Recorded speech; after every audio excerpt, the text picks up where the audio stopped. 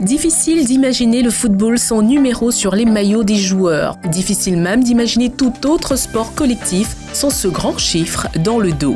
Pourtant, pendant de nombreuses années, les maillots des footballeurs ne comportaient pas de numéros et encore moins de noms de joueurs. Pour faire un brin d'histoire, il faut remonter en 1928 pour retrouver la trace de la première apparition des numéros sur des maillots de foot. Alors expérimentez en Angleterre pour permettre aux spectateurs de reconnaître plus facilement les joueurs. Il faudra attendre 1933 pour les revoir sur un terrain de foot.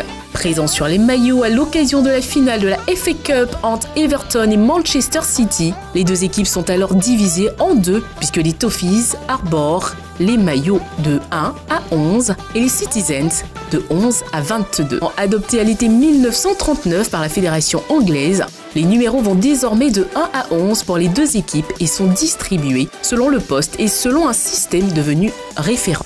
La numérotation des maillots sera même mise en place officiellement lors de la Coupe du Monde 1954 qui se déroule en Suisse, mais d'une manière différente puisque la FIFA impose à l'époque que chaque sélectionné dispose d'un numéro qui lui est propre. Pas étonnant donc que le numéro 13 s'affiche dans le dos des Bio durant le mondial 1966, le numéro 14 dans le dos de Juan Cruyff à la Coupe du Monde en 1974